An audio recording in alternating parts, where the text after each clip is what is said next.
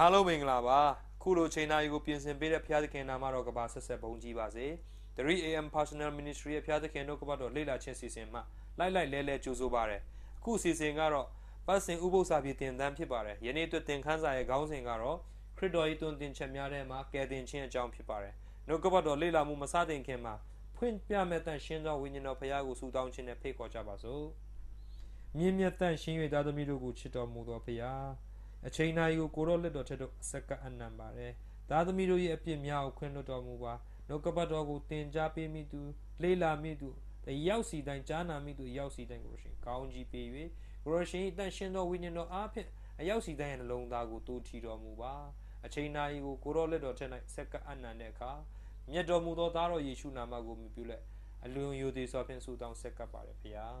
အာမင်ယနေ့ကျွန်တော်တို့တင်ကြားမဲ့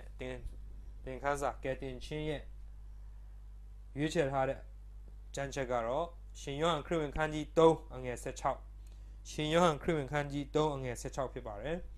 ်ဘုရားသခင်သားတော်ကိုယုံကြည်တော်သူအပေါင်းတို့သည်ပျက်စီးခြင်းတို့မရောက်ထာဝရအသက်ကိုရစေခြင်းကဘုရားသခင်သည်မိမိ၌တပါးသီးသောသားတော်ကိုစွန့်တော်မူသည့်တိုင်အောင်လောကီသားတို့ကိုချစ်တော်မူ၏တစ်ခေါက်ပြန်ဖတ်ပြခြင်းပါတယ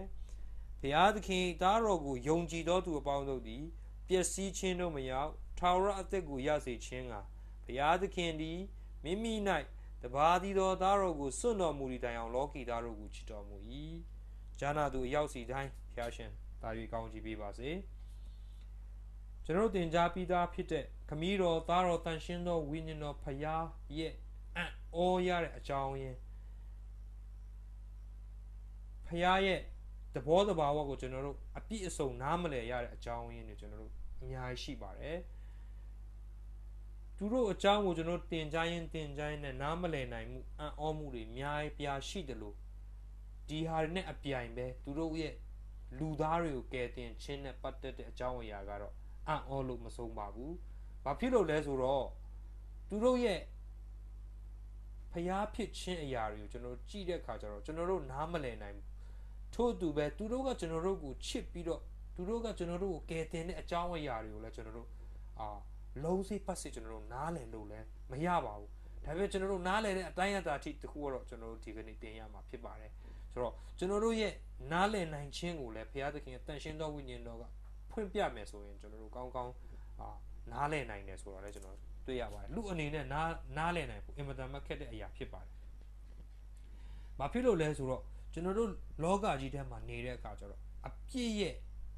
အတီးအပွင့်တွေကျွန်တော်တို့နေ့တိုင်းတွေ့နေရတယ်။အပြည့်ရဲ့အကျိုးအဆက်တွေကျွန်တော်တို့အများအားခံစားနေရတယ်။ဒီအကျိုးအဆက်တွေဒီအတီးအပွင့်တွေကျွန်တော်တို့တွေ့တဲ့အခါကျတော့ဒီဟာထဲကနေလွတ်မြောက်ဖို့အတွက်လွတ်လန်းကျွန်တော်တို့ရှာကြတယ်။ဒီအရာတွေအကုန်လုံးကျွန်တော်တို့ဒီဒုက္ခတွေအကုန်လုံးကနေလွတ်လန်းကိုဘယ်လိုရှာကြတယ်လဲဆိုတော့တချို့ကတော့ကျွန်တော်တို့ချမ်းသာပြီဆိုရင်အဲ့ဒ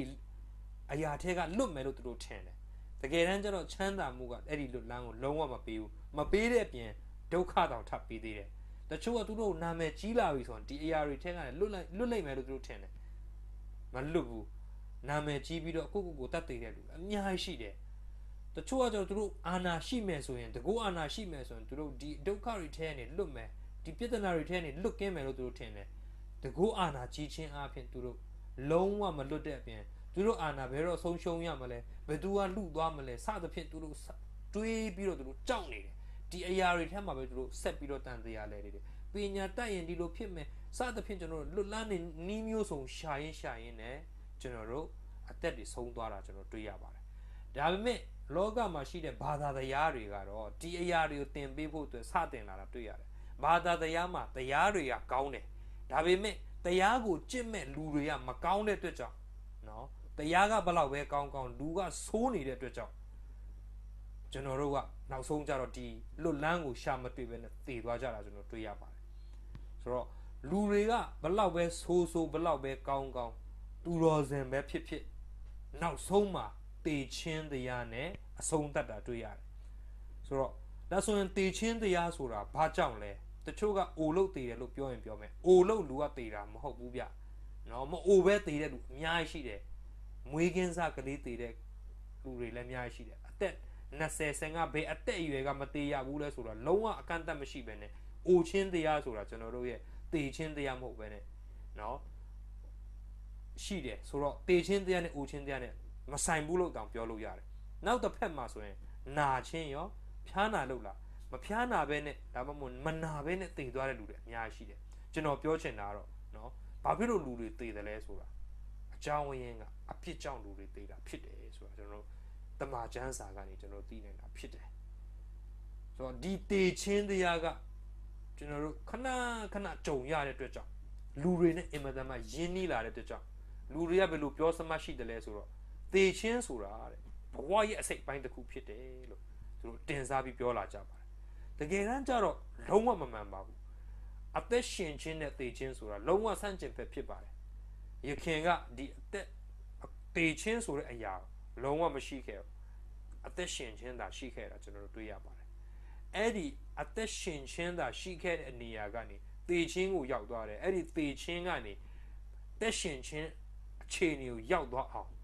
ဘာလို့လဲဆိုကဲတင်ချင်းလို့လဲဆိုတော့ကျွန်တော်တို့ဒီကနေ့သင်ကြားရမယ်သင်ခန်းစာဖြစ်ပါတယ်ကဲတင်ချင်းဆိုင်ရာဆောင်ရွက်မှုတွေကိုဘယ်သူကပေးတယ်လဲခမည်းတော်နဲ့သားတော်ယေရှုကပေးတဲ့သူတို့ရဲ့လုပ်ငန်းသူတို့ရဲ့လှုပ်ဆောင်မှုတွေကိုကျွန်တော်ဒီကနေ့နဲ့ကြည့်သွားမှာဖြစ်ပါတယ်ခမည်းတော်အနေနဲ့ကျွန်တော်တို့ကိုချစ်တဲ့အတွက်ကြောင့်သူပေးလိုက်ရတယ်စွန့်လိုက်ရတယ်ပြီးတော့သူဆေလွတ်လိုက်ရတယ်သခင်ယေရှုကလည်းကျွန်တော်တို့ကိုချစ်တဲ့အတွက်ကြောင့်သူအသေးခံလိုက်ရတယ်ခွင့်လွတ်ပြီးတော့ကျွန်တော်တို့ကိုလွတ်ချင်းခွင့်ပေးရတယ်ပြီးတော့ကျွန်တော်တို့ကိုအသက်ကိုပေးရတာကျွန်တော်တွေ့ရပါတယ်ဆိုတော့ပထမဆုံးအနေနဲ့ဘုရားသခင်ကကျွန်တော်တို့ကိုချစ်ပြီးတော့စွန့်လွတ်တယ်ဆိုတာခုနကကျွန်တော်တို့ဖတ်သွားတဲ့ယောဟန်ခန်းကြီး3ငယ်16မှာဘုရားသခင်သားတော်ကိုယုံကြည်သောသူအပေါင်းတို့သည်ပျက်စီးခြင်းတို့မရောက်ထာဝရအသက်ကိုရစေခြင်းကဘုရားသခင်သည်မိမိ၌တပါးသီးသောသားတော်ကိုစွန့်တော်မူ၏တိုင်အောင်နော်တပါးသီးသောသားတော်ကိုစွန့်တော်မူ၏တိုင်အောင်လောကီသားတို့ကိုချစ်တော်မူ၏ချစ်တဲ့အတွက်ကြောင့်စွန့်တယ်ဆိုတာကျွန်တော်တို့တွေ့ရပါတယ်စွန့်လို့ချစ်တာမဟုတ်ပဲနဲ့ချစ်လို့စွန့်တယ်ဆိုတာကျွန်တော်တို့တွေ့ရတယ်ဖျားသခင်ကကျွန်တော်တို့ကိုချစ်တယ်ဒီနေရာမှာကျွန်တော်တို့ခရစ်ယာန်တွေရဲ့သာသနာကိုလုံးဝနားလည်မှုလွဲနေတဲ့လူပုဂ္ဂိုလ်တချို့ရှိပါတယ်သူတို့အထင်မှာကျတော့ဖျားသခင်ကလူတွေကိုခိုင်းတယ်သူ့ကိုယုံရင်ယုံမယုံတဲ့လူအကုန်လုံးငရဲပို့မယ်ဆိုတဲ့ပုံစံမျိုးနဲ့ဒီကနေ့လူတချို့ကနားလည်မှုလွဲနေပါတယ်တကယ်တမ်းတော့ဒီလိုမဟုတ်ပါဘူးဖျားသခင်ကအစမှအာဒံနဲ့အေဝါကိုလုံးဝသေခြင်းအိုခြင်းဆိုတဲ့အရာမရှိတဲ့ဒုက္ခလုံးဝမရှိတဲ့နေရာမှာဒုက္ခကြီးပဲရှိတဲ့နေရာမှာထားခဲ့ပါတယ်ဒါပေမဲ့ဒီနေရာမှာဘုရားသခင်ကသားမြစ်ထားတဲ့အပင်တစ်ပင်ထားပါတယ်သားမြစ်ထားတဲ့အပင်ကိုမစားမနေစားရမယ့်အခြေအနေမှာမထားပါဘူးသူတို့ကိုလွတ်လပ်စွာရွေးချယ်ခွင့်လုံးဝလွယ်ကူကူလေးနဲ့နိုင်မဲ့အကြောင်းအရာဥပဒေတစ်ခုထားခြင်းဖြစ်ပါတယ်ဒါပေမဲ့အာဒံနဲ့အေဝါဆိုတဲ့ပုဂ္ဂိုလ်နှစ်ဦးကဒီအကြောင်းအရာတွေကိုဖခင်ရဲ့စကားကိုလုံးဝဆန့်ကျင်ဖက်ပြုတ်ပြီးတော့ဖခင်သားမြစ်ထားတဲ့အသီးကိုစားလိုက်တဲ့အတွက်ကြောင့်အပြစ်ဝင်လာတာဖြစ်ပါတယ်အပြစ်တရားဝင်လာတဲ့အခါကျတော့ခုနပြောတဲ့ကျွန်တော်ပြတနာ16000ကြီးကသူ့အနေနဲ့သူဒွန်တွဲပြီးပါလာတာဖြစ်တယ်ပါလာတဲ့အတွက်ကြောင့်ဖခင်သခင်ကပြောထားတဲ့အချိန်မှာဒီအပင်ရဲ့အသီးကိုစားတဲ့နေ့မှာသေရမယ်လို့ပြောထားပါတယ်ဒါပေမဲ့ဘုရားသခင်ကလူတွေကိုချစ်တယ်တကယ်စားလာတဲ့အချိန်မှာခမည်းတော်သားတော်တန်ရှင်းတော်ဝိညာဉ်တော်တို့ကဒီနေရာမှာသူတို့အစကတည်းကအစီအစဉ်ဆွဲထားပြီးသားရှိပါတယ်ဘာလဲဆိုတော့ဒီလူတွေကဒီအသီးကိုစားခဲ့ရင်ကဲတင်ချင်းဆိုတာကျွန်တော်တို့တစ်ခါပြန်ပေးမယ်ဆိုပြီးတော့တိုင်ပင်ထားတာရှိပါတယ်အဲ့ဒီတိုင်ပင်ချင်းကကျွန်တော်တို့အတွက်ကဲတင်ချင်းပဲအဲ့ဒီကဲတင်ချင်းစီမံကိန်းပဲဖြစ်ပါတယ်ဒီကဲတင်ချင်းစီမံကိန်းကအဲ့ဒီလူသားနှစ်ယောက်အပြစ်လုပ်တဲ့လူသားနှစ်ယောက်ကိုကဲတင်လိုက်တာဖြစ်တယ်တကယ်ဆိုအဲ့ဒီနေ့ချက်ချင်းလဲပြီးတေရမှာဖြစ်တယ်ချက်ချင်းလဲပြီးသူတို့မသေးပေမဲ့လို့သူတို့ကိုစားတိုးတကောင်တတ်လိုက်ရပါတယ်အဲ့ဒီနေ့မှာပဲတေသွားတာဖြစ်တယ်အဲ့ဒီတိုးဟာဘသူ့ကိုပုံဆောင်တယ်လဲဆိုတော့ကျွန်တော်တို့ထပ်ဆင့်ပြီးလေ့လာသွားမှာဖြစ်ပါတယ်ပြီးတော့သူတို့မိဘအဲ့ဒီအပြစ်လုပ်တဲ့မိဘနှစ်ပါးစီကနေကျွန်တော်ထပ်ဆင့်အမွေခံလာရတာဒီကနေ့ထိပါပဲတကယ်လို့သာဖယားသခင်ကကျွန်တော်တို့ကိုမချစ်ခဲ့ဘူးဆိုရင်တရှင်းဆက်တဲ့လူရေးထားပါ if that isn't love ဖယားသခင်ရဲ့အချစ်သာမရှိခဲ့ဘူးဆိုရင်သမုတ်တရားတွေလည်းခန်းချောက်သွားမယ်တဲ့ကောင်းကင်မှာကျယ်တွေလည်းရှိမှာမဟုတ်တော့ဘူးတဲ့တစ်ပင်တွေလည်းအကုန်လုံး ဝါပြီးတော့ပျက်စီးသွားလိမ့်မယ်နော်ဖျားသခင်အချစ်တာမရှိခဲ့ဘူးဆိုရင်ကျွန်တော်တို့ဒီလိုခံစားရမှာဖြစ်ပါတယ်ဖျားသခင်ကကျွန်တော်တို့ကိုအယမ်းချစ်တယ်အယမ်းချစ်တဲ့အတွက်ကြောင့်အင်မတန်မှအံ့ဩစရာကောင်းတဲ့ပြုတ်မှုတွေသူပြုတ်သွားတာကျွန်တော်တို့တွေ့တယ်ချစ်တယ်ပြောပြီးတော့အပြောတက်တခုတည်းမဟုတ်ပဲနဲ့သူ့မှာရှိတဲ့တပါးသီးသောသားတော်ကိုကျွန်တော်တို့အတွက်ပေးတယ်လို့ကျမ်းစာကဖော်ပြထားပါတယ်ဖခင်ရဲ့အချစ်ကကျွန်တော်တို့တခါတလေကျွန်တော်တို့ပတ်ဝန်းကျင်မှာပြဿနာတွေအများကြီးတောင်း6000တွေ့ရတဲ့အခါကျတော့ဖခင်အချစ်ပေါ်မှာကျွန်တော်တို့တခါတလေတန်တရားဖြစ်တတ်တယ်ကျွန်တော်တို့ကိုယ်တိုင်တောင်မှဖခင်ပေါ်မှာခါတလေကြရင်နားလည်မှုလွဲချင်တဲ့ချိန်ရှိတတ်တယ်ဒါပေမဲ့နားလည်မှုမလွဲတင်တာကတော့ဖခင်တကယ်ကျွန်တော်တို့တကယ်ချစ်တယ်ချစ်လို့သူ့မှာရှိတဲ့သားကိုကျွန်တော်တို့ပေးတယ်ဆိုတော့ကျွန်တော်တို့သိရမှာဖြစ်တယ်အဲ့ဒါကြောင့်ဖခင်သခင်ရဲ့ချစ်ချင်းဟာအင်မတန်မှအံ့ဩစရာကောင်းတယ်ဘလို့မှရှင်းပြလို့မရပါဘူးကျွန်တော်တို့လူတွေရေးထားတဲ့ကြပြားတွေလူတွေရေးထားတဲ့ဇာတ်လမ်းတွေဝတ္ထုတွေကျွန်တော်တို့ဖတ်ကြည့်မယ်ဆိုရင်အချစ်ကိုတင်စားတဲ့နေရာမှာအင်မတန်မှအံ့ဩစရာကောင်းပါတယ်လူတွေရဲ့အချစ်ကအံ့ဩစရာကောင်းပါတယ်တခါမှမတွေ့ဘူးတဲ့လူစိမ်းတယောက်ကိုချစ်ပြီးတော့အသေးချစ်ပြီးတော့မိဘကိုစွန့်တစ်ဖက်မှာရက်တီပြီးတော့ရန်သူကိုတောင်ချစ်ပြီးတော့အဲ့လိုရက်တီရဲ့အချစ်ရဲ့တကူကအင်မတန်မဆန်းကျယ်ပါတယ်ဒါလူချင်းချစ်တဲ့ချစ်ဖြစ်တယ်ဒါပေမဲ့အခုကျွန်တော်တို့သိရတဲ့အချစ်ချင်းကဖယားကလူကိုချစ်တဲ့ချစ်ပို့ပြီးတော့မှအံ့ဩစရာကောင်းတဲ့အရာဖြစ်ပါတယ်အဲ့ဒါကြောင့်ဖယားသခင်ကလူတွေကိုချစ်တယ်ဆိုတာတာမန်စကားနဲ့ပြောပြီးတော့ချစ်တာမျိုးမဟုတ်ပဲသားကိုပေးပြီးလက်တွေ့ကြချစ်တဲ့အချစ်မျိုးဆိုတာကျွန်တော်တွေ့ရပါတယ်ထို့အပြင်အံ့ဩစရာပိုကောင်းတာကကြတော့ဘာလဲဆိုတော့ဖယားသခင်ကိုတော်တိုင်ဟာချစ်ချင်းမြတ်တာဖြစ်တယ်တဲ့တိယောခန်းကြီး၄အငယ်၈မှာရေးထားပါတယ်အဲ့ဒီအချိန်မှာနော်ဖယားသခင်ကချစ်တဲ့နေရာမှာလဲနော်လိမ်မာတဲ့လူကိုချစ်တယ်ပြီးတော့ကောင်းတဲ့လူကိုချစ်တယ်မကောင်းတဲ့လူကိုမချစ်ဘူးဆိုတာမျိုးမဟုတ်ပါဘူးခရစ်ယာန်ကိုချစ်တယ်ဗုဒ္ဓဘာသာကိုမချစ်ဘူးမွတ်စလင်ကိုမချစ်ဘူးဟိန္ဒူဘာသာကိုမချစ်ဘူးနတ်ကူးကွယ်တဲ့လူမချစ်ဘူးဖယားမေဝါဒီကိုမချစ်ဘူးစသဖြင့်မရှိပါဘူးဖယားသခင်ရဲ့အချစ်ကလူတိုင်းပေါ်မှာချစ်တာဖြစ်တယ်ဂျူးလူမျိုးကိုချစ်တယ်ဂျူးမဟုတ်ရင်မချစ်ဘူးဆိုတာလည်းမရှိပါဘူးဖယားသခင်ကလူတိုင်းကိုချစ်တယ်လူသားတိုင်းကိုချစ်တယ်ဘာဖြစ်လို့လဲလူသားတိုင်းဟာသူဖန်ဆင်းထားတဲ့လူတွေဖြစ်တဲ့အတွက်ကြောင့်ဖြစ်တယ်ဖြူတယ်မဲတယ်မြက်တယ်ယုံညံ့တယ်ချောတယ်ရုပ်ဆိုးတယ်တော်တယ်ညံ့တယ်ချမ်းသာတယ်ဆင်းရဲတယ်ဖယားသခင်မှာမရှိပါဘူးဇက်နှိမ့်တယ်ဇက်မြင့်တယ်ဖယားမှာလုံးဝမရှိဘူးနော်ဆိုတော့ဖယားသခင်ကလူသားတိုင်းကိုချစ်တယ်ဆိုတာကျွန်တော်တို့သိရမယ်အဲ့ဒီအတွက်ကြောင့်လူသားတိုင်းအတွက်သူ့သားကိုပေးတာဖြစ်တယ်အဲ့ဒါဟာကယ်တင်ခြင်းအစဖြစ်ပါတယ်ဒါဆိုရင်ဖယားသခင်ရဲ့ကယ်တင်ခြင်းကိုကျွန်တော်တို့ဘယ်လိုရနိုင်မလဲကျွန်တော်တို့ဥပမာပုံပြင်လေးကျွန်တော်တို့ကြည့်မယ်ရှင်လုကာခရစ်ဝင်ခန်းကြီး18ထဲမှာကျွန်တော်ဖတ်မယ်ဆိုရင်ပုဂ္ဂိုလ်2ယောက်ကဖယားเจ้าတစ်ခုတည်းကိုစုတောင်းပူလာတယ်ပထမလာတဲ့ပုဂ္ဂိုလ်ကဖာရီရှဲလို့ခေါ်တဲ့ပုဂ္ဂိုလ်တရားဖြစ်တယ်သူဝင်လာပြီးတော့ယင်ကြီးကော့ပြီးတော့နော်ဖယားเจ้าရှိမှယင်ကြီးကော့ပြီးတော့လက်ကိုမြောက်ပြီးတော့ကောင်းကင်ကိုမော့ကြည့်ပြီးတော့အိုးဖယားသခင်ဂျေဇုကြီးမားလာပါတယ်ကျွန်တော်တဲ့ဒီကအပြစ်လုပ်တဲ့လူတွေလို့ကျွန်တော်အသက်မရှင်ဘူးကျွန်တော်ကောင်းကောင်းမွန်မွန်နေတယ်တဲ့တပတ်မှ2ကြိမ်အစာရှောင်တယ်10ဖို့တဖို့လည်းမှန်ပေးတယ်တဲ့သူ့မရလည်းမပြစ်မှားဘူးတဲ့သူ့ဥစ္စာလည်းကျွန်တော်မလူဘူးမခိုးဘူးတဲ့မတရားတဲ့အရာလည်းကျွန်တော်မလုပ်ဘူးတဲ့ပြီးတော့ဒီကျွန်တော်အနောက်မှာရှိနေတဲ့ရက်နေတဲ့အခွန်ခံလိုမျိုးလဲကျွန်တော်မရှိတဲ့အတွက်ကြောင့်ကိုရောကိုကျေးဇူးတင်ပါတယ်လို့ပြောပါတယ်စဉ်းစားပါမိတ်ဆွေဒီလိုပုဂ္ဂိုလ်တယောက်ကဖျားစီဆုတောင်းတယ်ဆိုတာတင်ဘယ်လိုမြင်ပါသလဲအနောက်ကပုဂ္ဂိုလ်ကတော့ဘယ်လိုဆုတောင်းလဲဆိုတော့အခွန်ခံကတော့အိုးဖျားသခင်အပြစ်များသောကျွန်ုပ်ကိုတနာခြင်းဂရုဏာစိတ်ရှိတော်မူပါလို့ဆုတောင်းပါတယ်သူစိတ်ထဲမှာသူ့ကိုယ်သူအပြစ်သားမှန်းသူသိပါတယ်အဲ့ဒီတော့ကြောင့်သူ့ရဲ့ဝန်ခံခြင်းနဲ့သူဖျားသခင်စီတိုးရှိုးတောင်းလျှောက်ခဲ့ပါတယ်ခရစ်တော်ပြောတဲ့ဥပမာနှစ်ခုသူများအပြစ်ကိုလက်ညှိုးထိုးပြီးတော့ကိုမွန်းတင်တဲ့လူတွေဆုတောင်းတာဖျားသခင်ရှေ့မှာမရောက်ဘူးဆိုတာဒီနှစ်ပုဂ္ဂိုလ်နှစ်ပါးဟာပြန်သွားတဲ့အချိန်မှာဘယ်သူဆုတောင်းတန်ကဖျားနာညောင်းတယ်လဲဘယ်သူရဲ့ပြစ်ကခွင့်လွှတ်ခြင်းခံရတယ်လဲဆိုတော့အခွန်ခံရဲ့ဆုတောင်းခြင်းကခွင့်လွှတ်ခြင်းခံရပါတယ်ဘာဖြစ်လို့လဲသူဟာနှိမ့်ချခြင်းနဲ့မိမိကိုယ်ကိုမိမိ အပြစ်သားမှန်းသိပြီးတော့ဖျားသခင်ကိုလုံးဝကိုးစားခြင်းနဲ့ဝင်တဲ့အတွက်ကြောင့်ဖြစ်တယ် Christ Object Lesson ဆိုတဲ့စာမျက်နှာ162မှာအဲ့ဒီအခွန်ခံရဲ့ Pharisee ရဲ့စိတ်နှလုံးကိုဘယ်လိုပြေးထားတယ်လဲဆိုတော့သူ့ရဲ့စိတ်ဟာတဲ့နော်လုံးဝမာနတခွဲသားကြီးနဲ့ရှိပြီးတော့အဲ့ဒီမာနကြီးကကြောက်ပေါ်မှာကြောက်ဆိုတဲ့ခရစ်တော်ပြောတာကြောက်ပေါ်မှာတခါမှမကြဘူးတဲ့နှလုံးသားနဲ့ဝင်လာတာတွေ့ရတယ်တဲ့နော်ကြောက်နဲ့မထိတွေ့တဲ့ခါကျသူတခါမှမကွဲရဘူးကွဲအချီမွားတဲ့နှလုံးသားတခါမှမရှိခဲ့ဘူးအဲ့ဒီအတွက်ကြောင့်သူ့ကိုသူအယံမာနတက်တာတွေ့ရတယ်သူလုံနိုင်တဲ့အရာအတွက်သူအယံကုန်ယူနေတယ်အဲ့ဒီအရာအတွက်ဖယားသခင်ရဲ့မျက်နှာတော်သူရမယ်လို့ထင်တာဖြစ်တယ်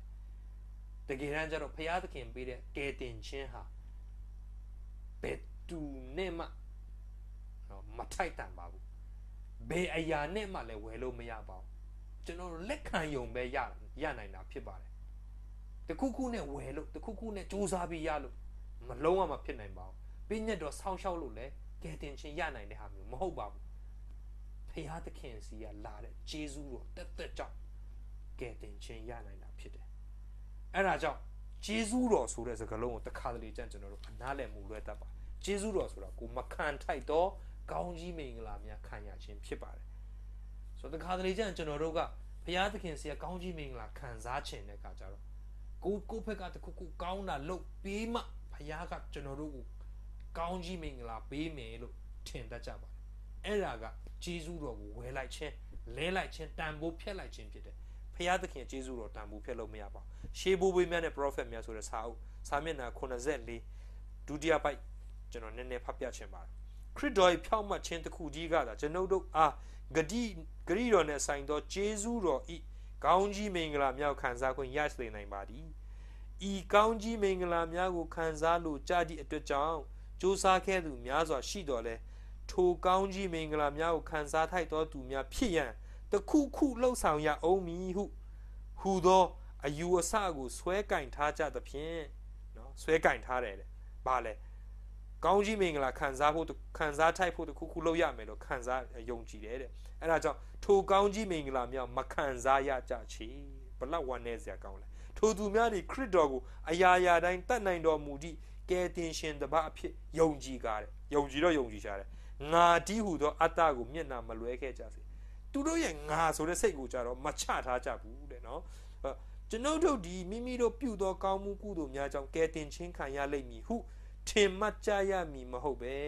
ခရစ်တော်သည်သာကယ်တင်ခြင်းတစ်ခုအတွက်တခုတီးတာမျောလင့်ချက်ဖြစ်သည်ဟုမှတ်ယူကြရပါမည်နော်ကျွန်တော်တို့ကိုကယ်တင်နိုင်တာခရစ်တော်ပဲဖြစ်တယ်ကောင်းကြီးမင်္ဂလာဆိုတာလဲဘုရားသခင်ရဲ့ဂျေဇုတော်ဆိုတာလဲကျွန်တော်တို့ထိုက်တန်လို့ရတာမဟုတ်တခါတလေကျွန်တော်တို့သူမကောင်းတာတွေမလုပ်ဘူးဖျားเจ้าလည်းမှန်မှန်သွားတယ်အလူငွေလည်းမှန်မှန်ပေးတယ်သူများနဲ့လည်းစကားမများဘူးကိုယ့်နဲ့ကိုနေတဲ့အခါကျတော့ဂျေဇုတော်ဆိုတာစိတ်ထဲကနေကိုမတိမတာနဲ့ဖြစ်စေနော်ငါခံထိုက်ပါတယ်ဆိုတဲ့စိတ်ကလေးရှိတတ်တယ်လုံးဝဂျေဇုတော်ဆိုတာလူတွေနဲ့လုံးဝမထိုက်တန်တဲ့အရာမဟုတ်လူတွေရဲ့အကောင်းဆုံးသောအရာဖယားရဲ့ရှေ့တော်မှာအဝတ်နီးအဝတ်ဆုံးမြတ်တာဖြစ်ပါတယ်အဲ့ဒါကြောင့်ဂျေဇုတော်ဆိုတာကျွန်တော်တို့ခံထိုက်လို့ရတာမဟုတ်ဘဲနဲ့ဖယားသခင်ရဲ့စုဂျေဇုဒါမှမဟုတ်ဖယားသခင်ရဲ့လက်ဆောင်တတ်ဖြစ်တယ်ကျွန်တော်တို့အနေနဲ့လက်ခံရရှိဖို့အတွက်တစ်ခုတည်းဖြစ်ပါတယ်ဆိုတော့ကျွန်တော်အနေနဲ့ပြောချင်ပါတယ်ပြီးတော့နောက်တစ်ခုအနေနဲ့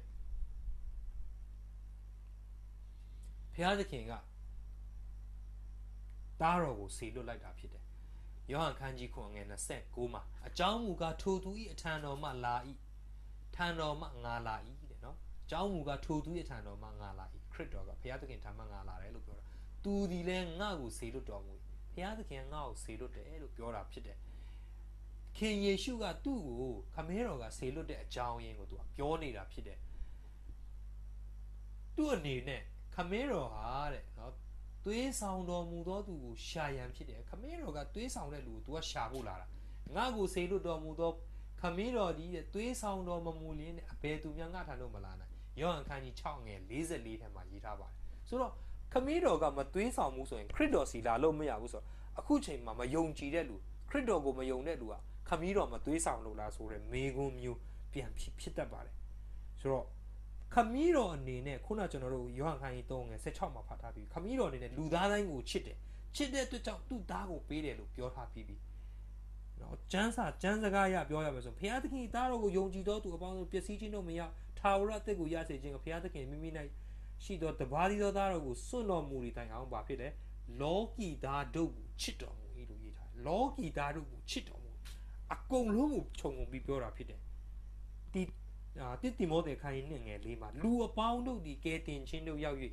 လူအပေါင်းတို့လူအားလုံးကကဲတင်ချင်းကိုရောက်၍တဲ့တမန်တရားကိုသိစေခြင်းကဘုရားသခင်အလိုတော်ရှိ၏တဲ့လူအပေါင်းတို့ကကဲတင်ချင်းရောက်မှာကိုဘုရားသခင်အလိုရှိတယ်လို့ရေးထားတာဖြစ်တယ်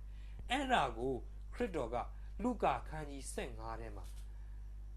ဥပမာပုံပြင်လေးနဲ့ပြောထားတာတွေ့ရပါတယ်လုကာခန်းကြီး15ငယ်3ကနေ30ထဲမှာဥပမာပုံပြင်နှစ်ခုပေးထားတာတွေ့ရတယ်တစ်ခုကတော့ပျောက်တော်သူတခါတော့ကပုဂ္ဂိုလ်တရားမှာတိုးအကောင်တရားရှိတယ်အဲ့ဒီကောင်တရားကို तू ကတိုးချောင်းရင်းနဲ့ပြန်လာတဲ့ချိန်မှာသူ့ရဲ့တိုးချန်ထဲမှာ तू အဲ့ဒီတိုးကိုပြန်ရေတွက်ကြည့်လိုက်တဲ့ခါကျသူ့အကောင်တရားမပြည့်တော့မလဲတကောင်လိုနေတယ်69ကောင်ပဲရှိနေတဲ့အတွက်ကြောင့်အဲ့ဒီတိုး69ကောင်ကိုထားခဲ့ပြီးတော့အဲ့ဒီတကောင်ပျောက်ကြံခဲ့တဲ့နေရာမှာ तू သွားရှာတယ်ဆိုတာကျွန်တော်တို့တွေ့ရတယ်သွားရှာပြီးတော့ तू မတွေ့အောင်ရှာပြီးတော့ तू သူ့တိုးကို तू ခေါ်တယ်သူ့တိုးကလည်းသူ့အတန်ကိုကြားတဲ့ခါကျသူ့အပြန်အလှန်အတန်ပေးပြီးတော့နောက်ဆုံးကျတော့သူ့တိုးကိုဟိုးနော်တောတွေတောင်တွေထဲမှာကြောက်ကဘာတွေထဲမှာသူ့တိုးကိုရှာရင်နောက်ဆုံးကျသူ့ကို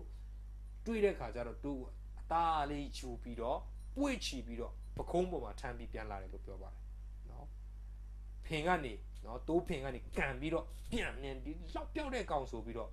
ကျိုးနဲ့လေပြင်းနေချီပြီးဆွဲပြီးတော့ဆောင့်ဆွဲတာမျိုးမလုပ်ပါဘူးတခင်ကသူ့ကိုပွေ့ချီပြီးတော့ချီလာတယ်ဆိုတာကျမ်းစာထဲမှာအဲ့လိုဖော်ပြထားပါတယ်နော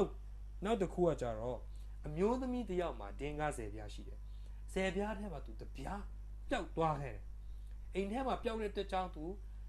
အိမ်မှာဗရင်ပေါက်မရှိဘူးတင်တယ်သူမီးထွန်းပြီးတော့ရှာတယ်တဲ့နော်ဟိုချမ်းပြင်အောက်တွေချမ်းပြင်ကြားတွေသူရှာတယ်တဲ့နော်အကုန်လုံးသူတေချာရှာတယ်တပြက်စီးတွေကောင်းကောင်းလဲပြီးသူရှာတယ်တဲ့နော်ဂျာကြီးရှာမှသူပြန်တွေ့တယ်တဲ့သူပြန်တွေ့တဲ့ခါကျသူအင်မတန်မှပျော်တယ်တဲ့သူအိမ်နာမှာရှိတဲ့တငယ်ချင်းမိတ်ဆွေတငယ်ချင်းတွေအိမ်နာချင်းတွေခေါ်ပြီးတော့သူတွေ့တဲ့ဒင်္ဂအတွက်ကြောင့်သူဝမ်းမြောက်ရှင်လန်းပြီးတော့ပွဲလုပ်တယ်လို့ပြောပါတယ်ခုနတိုးထိန်တဲ့တိုးထိန်သမားကလည်းသူတိုးတွေ့သွားတဲ့ခါကျတော့တိုးထိန်တငယ်ချင်းတွေနဲ့အတူတူပျော်ပြီးတော့ပွဲကျင်းပါတယ်လို့ပြောပါတယ်ဒီဒင်္ဂါလေးပျောက်သွားပြီဖြစ်စီတိုးပျောက်ပြီဖြစ်စီနှစ်ခုစလုံးကပျောက်နေတာဖြစ်တယ်အရေးကြီးတာကတော့ပျောက်တဲ့အကောင်ကိုပြန်ရှာခြင်းဖြစ်ပါတယ်တိုးပျောက်ပြီဖြစ်စီဒင်္ဂါပျောက်ပြီဖြစ်စီသူမတွေ့အောင်ပြန်ရှာပြီးတော့သူကယ်တင်သွားတယ်ဆိုတော့ကျွန်တော်တို့တွေ့ရတယ်ဒီကနေ့ကျွန်တော်တို့တွေပျောက်ဆုံးနေပါတယ်ပျောက်ဆုံးနေတဲ့ပုံကိုယ်တွေပျောက်ဆုံးနေတဲ့ဒီကဘာကြီးကိုဖြစ်စေဘုရားသခင်ကပြန်ရှာပြီးတော့ပြန်ကယ်တင်တယ်ဆိုတော့ကျွန်တော်တို့တွေ့ရတာဖြစ်ပါတယ်ဆိုတော့ကျွန်တော်တို့ကိုဘုရားသခင်ကချစ်လို့မတွေ့အောင်ပြန်ရှာတာဖြစ်တယ် Christ Object Lesson chapter 5စာမျက်နှာ189မှာကျွန်တော်စာအဲ့ဒီ quotation လေးနည်းနည်းဖတ်ပြပါမယ်ဘုရားသခင်ကအပြစ်သားများကိုချစ်လာစေရန်ဥစွာနောင်တရရန်လိုသည်ဟုဂျူးများကတွင်တင်တယ်တဲ့သူတို့အမြင်တွင်ကောင်းကင်ဘုံဤမျက်နှာသာရစေရန်လူတွေအနေဖြင့်နောင်တတရားဖြင့်လှုပ်ဆောင်နေရတယ်လို့သူတို့မြင်တယ်တဲ့ထို့ကြောင့်ဖာရီရှဲများကိုအော်တင်စေခြင်းနဲ့စိတ်ဆိုးစေခြင်းများဖြစ်ရဒီမှာဒီလူကအပြစ်သားတွေကိုလက်ခံတယ်လို့ပြောခြင်းဖြစ်ပါတယ်တဲ့ဘာဖြစ်လို့လဲခရစ်တော်ကအပြစ်သားတွေနဲ့ပေါင်းနေတာကိုသူတို့စိတ်ထဲတွင်ခရစ်တော်ကသူ့အနာတို့နောင်တရပြီးသူကလွဲလို့မိသူမြတ်မကတ်စေရန်ဖြစ်တယ်တဲ့နော်သို့သောပျောက်သောသို့ပုံပမာတွင်ကဲတင်ချင်းသည်လူသားကဖျားကိုအရင်ရှာခြင်းကြောင့်မဟုတ်ဘဲနဲ့ဖျားကသာလူကိုရှာခြင်းကြောင့်ဖြစ်လာသည်ဟုခရစ်တော်တွင်တင်သည်တဲ့နားလေသောသူမရှိဖျားသခင်ကိုရှာသောသူမရှိလူအပေါင်းတို့သည်လမ်းလွဲကြပြီလို့ယောမခန်းကြီး3ငယ်17ဆက်နဲ့မှာရေးထားပါတယ်ဖျားသခင်ကကျွန်တို့ကိုချစ်လာစေရန်ကျွန်တို့နောင်တရခြင်းမဟုတ်ပဲသူ့အနေဖြင့်သူ့ရဲ့ချစ်ချင်းကိုပြသောကြောင့်ထိုအရာကသာကျွန်တို့ကိုနောင်တတရားတို့ပို့ဆောင်ပေးတာဖြစ်ပါတယ်ကျွန်တော်တို့ဒီ quotation လေးကိုကျွန်တော်နည်းနည်းပြန်ရှင်းပြခြင်းပါတယ်ဖျားသခင်ကတိုးပြောက်ဒီဖြစ်စေဒင်္ဂါပြောက်ဒီဖြစ်စေပျောက်သွားပြီဆိုရင်သူတို့တွေကပြန်မလာတတ်တော့ဘူးဒင်္ဂါဆိုရင်ဘာမှကိုမသိတာတိုးဆိုရင်တော့သူပျောက်မှန်းတော့သိတယ်ပြန်မလာတတ်တော့ ဒါပေမဲ့တခင်ကရက်အောင်ပြန်ရှာတယ်ဆိုတော့ကျွန်တော်တွေ့တယ်တခင်ဖက်ကအရင်လာတာဖြစ်တယ်ဆိုတော့ကျွန်တော်တွေ့ရတယ်ဆိုတော့ခရစ်တော်တို့ကလည်းခရစ်တော်လာတဲ့အချိန်မှာသူနဲ့ပေါင်းဖော်တဲ့လူတွေအခွန်ခံတွေနော်သူများနေတဲ့လူတွေဆင်းရဲတဲ့လူတွေသူများမပေါင်းချင်တဲ့လူတွေတပားမျိုးသားတွေသူကသွားပေါင်းတယ်သူစကားသွားပြောတယ်ပြောတဲ့အခါကျတော့ဒီလူတွေကခရစ်တော်နဲ့ထိတွေ့တဲ့အခါကျနောင်တရပြီးတော့ပြန်လာကြတယ်ခရစ်တော်ကအရင်သွားပြီးတော့မိတ္တာရသွားဖွဲ့ခြင်းဖြစ်တယ်ပြောချင်တာခရစ်တော်ကအရင်ရှာတယ်ပြီးတော့သူတို့တွေကပြန်လာတယ်ဆိုတော့ကျွန်တော်တွေ့ရတယ်အဲ့ဒါကြောင့်ဖခင်ကကျွန်တော်တို့ကိုလူသားတွေပျောက်သွားတဲ့အားကိုကျွန်တော်တို့ကိုဖခင်ကလာရှာတယ်ဖခင်ရှာတဲ့အတွက်ကြောင့်ကျွန်တော်တို့ကဖခင်စီပြန်သွားနိုင်ခြင်းဖြစ်ပါတယ်အဲ့ဒါကြောင့်ကယ်တင်ခြင်းဆိုတာဖခင်ရဲ့နှလုံးသားထဲကနေအစာပြုလာတာဖြစ်တယ်ဆိုတာကျွန်တော်တို့သိသင့်ပါတယ်ပြီးတော့ခရစ်တော်ရဲ့အပိုင်းကျွန်တော်တို့နည်းနည်းလေ့လာမယ်အသေးခံတော်မူခြင်းယောဟန်ခန်းကြီး30ငယ်17မှာငါဒီကောင်းသောသိုးထိန်လည်းဖြစ်၏ကောင်းသောသိုးထိန်သည်တို့တို့အဖို့အလိုငါမိမိအသက်ကိုစွန့်တတ်၏လို့ရေးထားပါတယ်ကောင်းသောသိုးထိန်ကသိုးတွေအတွက်အသက်စွန့်တတ်တယ်တဲ့အသက်စွန့်တယ်ဆိုတဲ့နေရာမှာအရင်အရေးကြီးတယ်နော်ခရစ်တော်ကသိုးထိန်ဖြစ်တယ်တနည်းအားဖြင့်သိုးလည်းဖြစ်ပါတယ်ဓမ္မဟောင်းတစ်ခုလုံးမှာနော်သိုးကဘယ်မှာလဲဆိုတဲ့ကြမ်းချက်တစ်ချက်ရှိပါတယ်ကပ္ပဦးကျမ်းခန်း20အငယ်ခွန်မှာ Where is the lamb သိုးဘယ်မှာလဲတားဖားနှစ်ဦးရှိတယ်အာဗြဟံနဲ့သူ့ရဲ့သားနော်အာဗြဟံနဲ့သူ့ရဲ့သားကဘုရားသခင်ကသူ့ရဲ့သားနဲ့အာဗြဟံစီမှာနင့်သားနဲ့ငါ့ကိုပူဇော်ပါလို့တောင်းတယ်တကယ်တမ်းကျတော့အဲ့ဒီခက်တုန်းကသားနဲ့ပူဇော်ခြင်းဆိုတာဖယားထာဝရဘုရားကိုမသိတဲ့လူတွေစီမှာရှိတယ်နတ်ကိုကိုးကွယ်တဲ့လူတွေစီမှာရှိတယ်ဒါပေမဲ့ဖယားကိုသိတဲ့လူအနေနဲ့အာဗြဟံတယောက်အနေနဲ့ဖယားကသားကိုတောင်းတဲ့အခါကျတော့ဖြစ်နိုင်တာပဲလို့ပဲသူထင်တယ်ထင်ပြီးတော့သူတကယ်ပဲပူဇော်ပေးဖို့သူ့မှာရှိတဲ့ဂတိတော်နဲ့ဆိုင်တဲ့သားတူးထဲရှိတဲ့သားပူဇော်ဖို့ရန်သူသွားခဲ့ပါတယ်လမ်းမှာသားကလည်းအရွယ်ရောက်တဲ့အခါကျတစ်ချိန်လုံးလမ်းမှာစကားမေးတယ်နော်မောရီယာတောင်ရောက်တဲ့အခါကျတော့သူ့အစီခံတယ်အရင်ကအလုပ်သမားတွေသူတို့တောင်ချေရင်မှာထားခဲ့ပြီးတားဖနှစ်ယောက်တောင်ပေါ်တက်သွားတယ်အဖေစီမှာမေးတယ်အဖေအရင်တော့ကပူဇော်တော့ကတော့အကုန်လုံးလက်နဲ့တွေအကုန်လုံးပါဒီတစ်ခါထင်းလဲပါတယ်မီးလဲပါတယ်ဓားလဲပါတယ်ဘယ်မှာတိုးရှိလဲဘယ်မှာလဲတိုးဆိုပြီးတော့မေးပါတယ်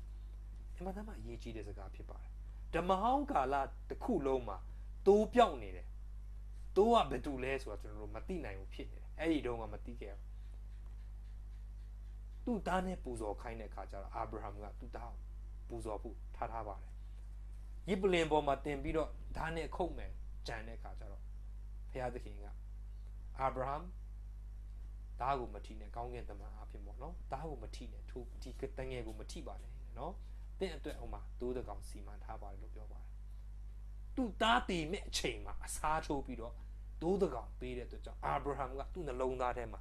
ဖယားသခင်ကသူ့ရဲ့သားကိုပေးမဲ့အကြောင်းအရာကိုကောင်းကြီးကိုတည်သွားတယ်တဲ့နော်အဲ့ဒီအချိန်မှာနော်ဖယားသခင်ရဲ့ကယ်တင်ခြင်းပုံစံကိုကောင်းကင်တမန်တွေတောင်မှအရင်ကနားမလဲတဲ့ဟာကြည့်ပြီးတော့အယံအော်ပြီးတော့ဘယ်လိုဖြစ်ရတာလဲဆိုတဲ့အရာသူတို့အခုမှပို့ပြီးသဘောပေါက်လာကြတယ်တဲ့အာဗြဟံကိုယ်တိုင်လည်းဒါကိုသဘောပေါက်လာတာတွေ့ရတယ်တဲ့ပမာဏချင်းမတူပေမဲ့ပုံစံချင်းတူတဲ့အခါကျအာဗြဟံကဖယားသခင်ရဲ့လုံးသားထဲမှာသူ့ရဲ့သားကိုပေးရမယ့်အကြောင်းဟာဘယ်လောက်ခံစားရမလဲဆိုတော့အာဗြဟံသိလာတာဖြစ်တယ်ဆိုတော့တိုးကဘယ်မှာလဲနော်ဓမ္မဟောင်းကျမ်းတစ်ခုလုံးမှာခရစ်တော်မပေါ်သေးတဲ့အတွက်ကြောင့်သူတို့တိုးကိုမသိသေးဘူးဖြစ်နေတယ်ယောဟန်ခန်းကြီး1ငယ်29မှာတိုးကိုမိတ်ဆက်ပေးလိုက်ပါတယ်နှစ်ချင်းဆရာယောဟန်ကပြောလဲဆို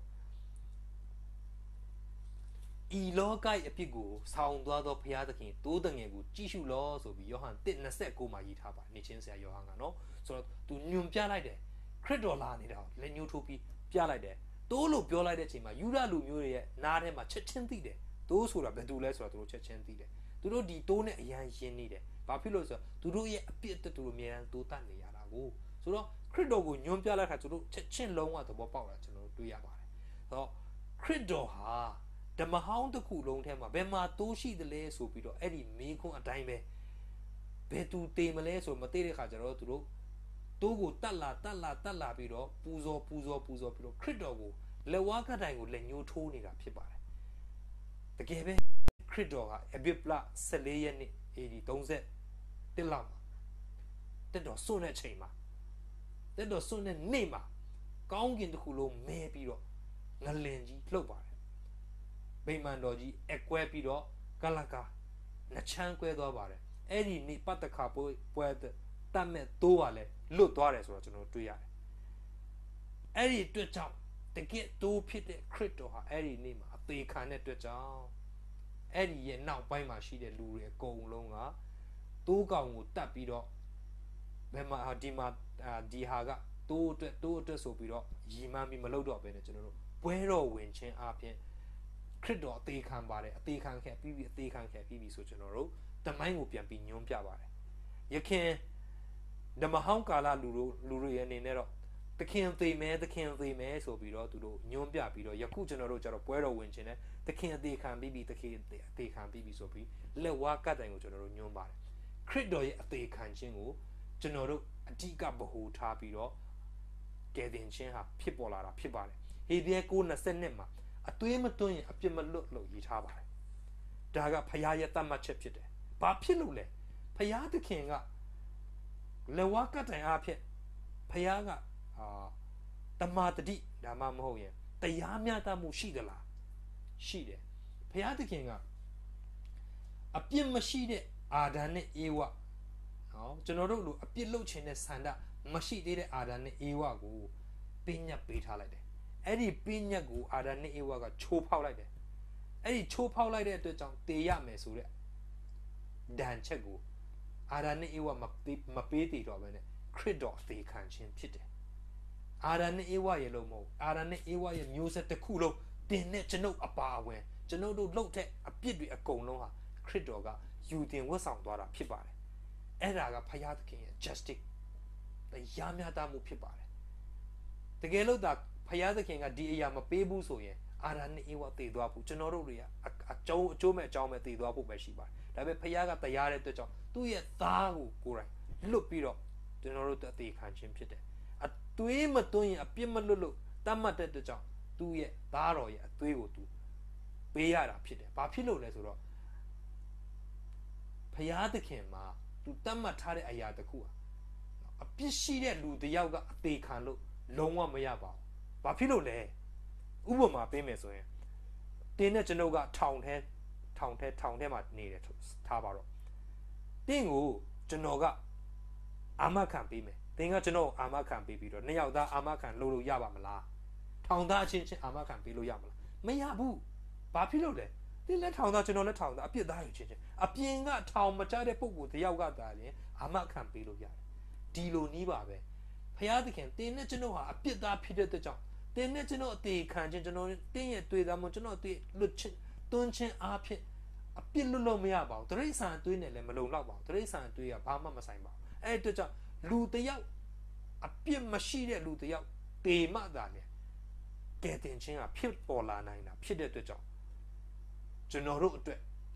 ခရစ်တော်သက်သက်မဲ့ပေးခံလာခြင်းဖြစ်တယ်အဲ့ဒါကို mercy လို့ခေါ်တယ် mercy ဆိုတာခုန grace ဆိုတဲ့မထိုက်တန်ပဲနဲ့ရရှိတဲ့ဂျေဇုမဟုတ်ပဲနဲ့ထိုက်တန်ပြီးတော့မပေးတဲ့တနည်းအားဖြင့်ပြောမယ်ဆိုထိုက်တန်တဲ့ပြစ်ဒဏ်မရဘဲနဲ့နေရခြင်းကို mercy လို့ခေါ်တယ်တနာလို့ကျွန်တော်တို့ကိုမသေးခိုင်းခြင်းဖြစ်တယ်ဖခင်သခင်ရဲ့ mercy တနာခြင်းကယူနာကျွန်တော်တို့ပေါ်တက်ရောက်တာဖြစ်ပါတယ်နံပါတ်3အနေနဲ့အာဒံနဲ့ဧဝနော်ခရစ်တော်ဒီလိုအသေးခံဖို့အတွက်အာဒံနဲ့ဧဝကခရစ်တော်ကိုတခါမှမတောင်းပန်ခဲ့ဘူးပါဘူးခုနပြောတဲ့ပျောက်တော်သူလို့ပျောက်တော်တင်းကားလို့တခင်ကိုပြန်ရှာတဲ့သူတခင်ကိုပြန်ရှာတဲ့ဒင်းကားရလို့မရှိပါဘူးဒီလိုပါပဲအာဒံနဲ့ဧဝလည်းအပြစ်လုပ်တဲ့အချိန်မှာတောင်းပန်ဖို့နေတာနော်ထွက်ပြေးလိုက်သေးပါသေးတယ်အဲ့ဒီအချိန်မှာဖခင်သခင်ကပြန်ရှာလာတာဖြစ်တယ်အဲ့ဒါကဲတင်ခြင်းဖြစ်တယ်အာဒံနဲ့ဧဝကသခင်ယေရှုစီမှာဖခင်စီမှာတွားပြီးကျွန်တော်တို့အတွက်ကျေးဇူးပြု၍ကယ်တင်မှုပေးပါအသေးခံပေးပါလို့တခါမှမတောင်းခဲ့ဘူးအောင်အဲ့ဒီလိုပဲဖခမီးတော်ဟာလဲကဲဘာပဲဖြစ်ဖြစ်ဒီလူတွေတနာတဲ့အတွက်ကြောင့်နင်တွားကိုတွားရမယ်ဆိုပြီးအမိန့်ပေးပြီး ဒါမှမဟုတ်ရင်တခုခုခိုင်းစေပြီးတော့မသွားချင်မဲ့နဲ့ခိုင်းစေနေတာမျိုးမဟုတ်ပါဘူးခရစ်တော်ကိုနိုင်ကိုကကျွန်တော်တို့ကိုချစ်တဲ့အတွက်ကြောင့်နော်သူကိုနိုင်လဲငါသွားတေခံမယ်သူတို့တွေ့ငါတေခံမယ်ဆိုပြီးတော့သူ့ကိုသူဆက်ကပ်ပူဇော်ခြင်းဖြစ်တယ်သူ့ရဲ့အသက်ကိုစတေးခြင်းဖြစ်တယ်အဲ့ဒါမာတူရာတေခြင်းလို့ခေါ်ပါတယ်အင်မတန်မှကျွန်တော်တို့ကိုချစ်တဲ့အတွက်ကြောင့်သူ့ကိုသူပေးဆက်ခဲ့တာဖြစ်တယ်ဘယ်သူမှကသူ့ကိုမတိုက်တွန်းပါဘူးအဲ့ဒါယောဟန်ခန်းကြီး30အငယ်7-18မှာဒီလိုဖော်ပြထားပါတယ်ငါဒီကိုယ့်အသက်ကိုစွန့်၍နောက်တစ်ဖန်ယူအောင်မည်ဖြစ်သောကြောင့်ငါခမည်းတော်ဒီငါကိုချစ်တော်မူ၏ငါအသက်ကိုဘယ်သူမျှမလူမယူငါအသက်ကိုဘယ်သူမျှမလူမယူကိုအလိုအလျောက်ငါစွန့်၏ကိုအလိုအလျောက်ငါစွန့်၏ကိုအသက်ကိုစွန့်ရသောအခွင့်နဲ့နောက်တစ်ဖန်ကိုအသက်ကိုယူပြန်ရသောအခွင့်သည်ငါ၌ရှိ၏ထိုအခွင့်ကိုခမည်းတော်သည်ပေးတော်မူပြီးဟုမိန့်တော်မူ၏နော်ဆိုတော့ကျွန်တော်တို့ခရစ်တော်ဟာကျွန်တော်တို့အသေးခံခြင်းဆိုတာသူ့ရဲ့အလိုနဲ့အတိုင်းကျွန်တော်တို့ကိုပေးဆက်တယ်ကျွန်တော်တို့ချစ်လို့ပေးလိုက်တာဖြစ်တယ်အဲ့ဒီအတွက်ကြောင့်ကျွန်တော်တို့ဘယ်လိုပဲအပြစ်လုပ်လို့ကျွန်တော်တို့ကိုခွင့်လွှတ်နိုင်တယ်ပြီးတော့ကျွန်တော်တို့ကိုလွတ်လပ်တော့အခွင့်လွတ်ချင်းအခွင့်ကိုကျွန်တော်တို့ပေးတယ်ယောဟန်ခန်းကြီး8ငယ်34-36မှာဒုစရိုက်ကိုပြုသမျှသောသူတို့သည်ဒုစရိုက်၏ကျွန်ဖြစ်ကြ၏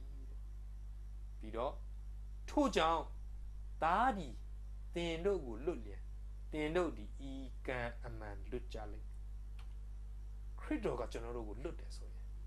ကျွန်တော်တို့ကတကယ်လွတ်ခြင်းအခွင့်ရမှာဖြစ်တယ်ကျွန်တော်တို့ကဘာချီနှောင်နေလို့လဲကျွန်တော်တို့အပြစ်ရဲ့ချီနှောင်ခြင်းဒုစရိုက်ရဲ့ချီနှောင်ခြင်းကျွန်တော်တို့ကခံစားနေရတာဖြစ်တယ်အပြစ်ကပြစ်သားများကိုအပြစ်ရဲ့ကြေးကျွန်ဖြစ်နေစေတယ်ခိုင်းနေတယ်သခင်ယေရှုကသာလျှင်ကျွန်တော်စစ်မှန်သောကယ်ထုတ်ရှင်ဖြစ်တယ်သူဒီဘယ်သောအခါမှသူကိုယ်တိုင်ကတော့ဘယ်သောအခါမှသူအပြစ်မလုပ်ဘူးအဲ့ဒီအတွက်ကြောင့်ကျွန်တော်တို့ကိုကယ်တင်လို့ရတာသူကအပြင်ကလူဖြစ်တယ်ဒါပေမဲ့ကျွန်တော်တို့ကယ်ထုတ်တော်သူဖြစ်တယ်အဲ့ဒီအတွက်ကြောင့်ကျွန်တော်တို့ကိုကယ်တင်လို့ရတာဖြစ်တယ်ဆိုတော့ယောဟန်ခန်းကြီး8ထဲမှာခုနကျွန်တော်ဖတ်သွားချမ်းချက်အစပိုင်းကိုကျွန်တော်နည်းနည်းကြည့်မယ်ဆိုရင်ဖောက်ပြန်သောမိန်းမတယောက်ကိုဖာရိရှဲတွေကဖမ်းဆီးလာတွေ့ရတယ်ဆိုတော့ခရစ်တော်ကိုစုံစမ်းလိုက်တယ်ဒီအမျိုးသမီးဟာတဲ့နော်ပြည့်ညတ်တော်ချိုးဖောက်တယ်ဆိုကျွန်တော်တွေ့ရတယ